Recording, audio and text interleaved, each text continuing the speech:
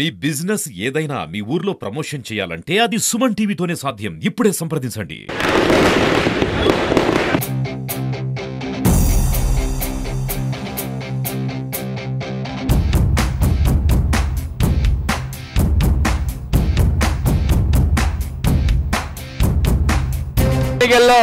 TDP ఘన విజయం సాధించడంతో వాళ్ళ యొక్క టీడీపీ కార్యకర్తలందరూ కూడా వాళ్ళ సంబరాలు జరుపుకుంటున్నారు.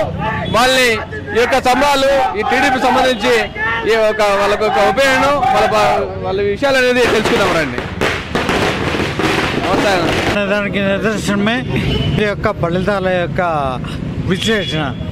ఎప్పుడైతే మన ఆంధ్ర రాష్ట్రంలో ఈ అరాచక పాలన ఏదైతే సాగిస్తున్నాడో జగన్ రెడ్డి, ఆ ప్రభుత్వాన్ని కూలదేసేందుకు మేమందరము ఆంధ్ర రాష్ట్ర ప్రజలందరూ కూడా చాలా తెలివైన వారు. అందుకే ఈరోజు దాదాపు 164 సీట్లు ఇచ్చి తెలుగుదేశం, జనసేన, అదేవిధంగా బీజేపీ కూటమి ప్రభుత్వాన్ని ఏర్పాటు చేయడానికి ఆంధ్ర రాష్ట్ర ప్రజలందరూ కూడా ముక్తకణంతో ఈరోజు చంద్రబాబు నాయుడిని ముఖ్యమంత్రిని చేసేదానికి ప్రతి ఒక్కరూ కృషి చేశారు. అదేవిధంగా మనం గమనించినట్లయితే ఈరోజు మన చంద్రబాబు నాయుడు ఆంధ్ర రాష్ట్రానికే కాదు భారత చరిత్రలో కూడా ఈరోజు ఫలితాలు మనం చూసినట్లయితే అక్కడ ఎన్డీఏ కూటమి ఏదైతే ఉందో, అదేవిధంగా ఇండియా కూటమి ఏదైతే ఉందో దాంట్లో కూడా ప్రధాన పాత్ర పోషించేదానికి అవకాశాలు చాలా ఉన్నాయి. మనం చూస్తున్న వార్తల్లో కూడా ఎన్డీఏ కూటమికి కన్వీనర్గా వ్యవహరించాలి అని బీజేపీ ప్రభుత్వం నుండి కూడా ఆయనకు సందేశం వచ్చేట్లు మనం టీవీలో అంతా కూడా చూస్తున్నాం. మరి ఇంతటి శుభ పరిణామాన్ని వాతావరణం కూడా ఎంత చక్కగా అనుకూలించిందో మనందరం చూస్తున్నాం. ఈ విజయాన్ని మన ఆంధ్ర రాష్ట్రమే కాకుండా భారతదేశ ప్రపంచంలో ఉన్నటువంటి తెలుగు ప్రజలందరూ కూడా జరుపుకుంటారని ఆశిస్తూ అందరికీ శుభాకాంక్షలు, ధన్యవాదాలు తెలియజేస్తున్నాం. ఈ ఓట్ల రూపంలో చూపించి ఈరోజు 160 పైగా సీట్లు మేము సాధించగలుగుతున్నామంటే జగన్మోహన్ రెడ్డి అవలంబించిన అరాచక విధానము, ఆయన అవలంబించిన తీరు ప్రజల పట్ల ఆయన ఓట్ల రూపంలో ఈ విధంగా చూపించారని ప్రతి ఒక్కరూ మేము భావిస్తున్నాం. ఈ సందర్భంగా ఆంధ్రప్రదేశ్ ప్రజలందరికీ కూడా మేము హృదయపూర్వకంగా శుభాకాంక్షలు తెలియజేస్తూ వాళ్ళ యొక్క కృషికి, తెలుగుదేశం పార్టీ క్యాడర్కి, మొత్తం అందరికీ కూడా మేము ధన్యవాదాలు తెలుసుకున్నాం. నమస్తే, థ్యాంక్ యూ అండి. అన్న చెప్పండి అన్న, ఈ ఒక గెలుపుని ఏ విధంగా మీరు వ్యక్తం చేస్తున్నారు? మొదటగా నేను ముగ్గురికి శుభాకాంక్షలు తెలపాలనుకుంటున్నాను.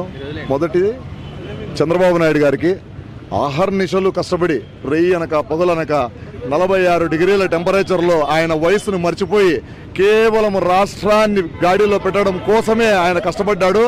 ఆయన ప్రతి సందర్భంలో చెప్తూనే ఉన్నాడు, నేను శాశ్వతం కాదు, మిగతా అపోజిషన్ లీడర్లు ఎవరు కానీ శాశ్వతం కాదు, ఈ రాష్ట్ర భవిష్యత్తే శాశ్వతం, దానికోసమే నేను కష్టపడుతున్నాను, అహర్నిశలు కష్టపడుతున్నాను అని చెప్పాడు.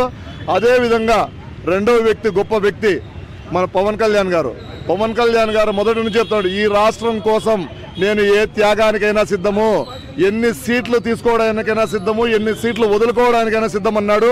అదే మాట మీద నిలబడుతూ తనకిచ్చిన 21 సీట్లలో 21 సీట్లని విజయ దుందుబా మోగించి తన నిబద్ధతను చాటాడు.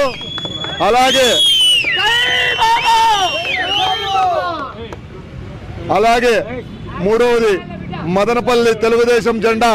మదనపల్లిలో తెలుగుదేశం జెండా ఎగిరి 15 సంవత్సరాలైంది. అదే జెండాని 15 సంవత్సరాల తర్వాత తిరిగి ఎగరేస్తామని నాయకుని మాదిరి నిలబడి జెండాను ఎత్తుకున్న షాజహాన్ బాషా దాన్ని గెలిపించి జెండాని మదనపల్లి నడిబొడ్డులో నిలబెట్టాడు. ఆయనకు మూడవ వ్యక్తిగా శుభాకాంక్షలు తెలియజేసుకుంటున్నాము. ఇంకా ఈ గెలుపుని అందించిన ప్రతి ఒక్కరికి, తెలుగుదేశం కార్యకర్తకి, ప్రతి తెలుగుదేశం అమ్మకి, అక్కకి, చెల్లకి, తాతకి, నాన్నకి, ఎంతమంది ఉన్నా ప్రతి ఒక్కరికి పేరు పేరున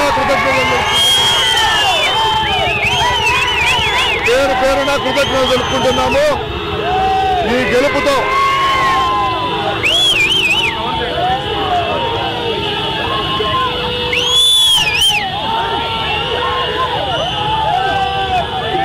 చెప్తున్నారు ఈ యొక్క తెలుగుదేశం కార్యకర్తలు వాళ్ళ సంతోషం అంతా ఇంత కాదు.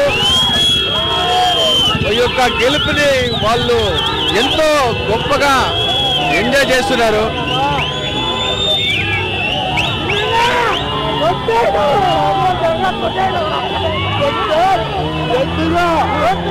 వాళ్ళకున్న పార్టీ పట్ల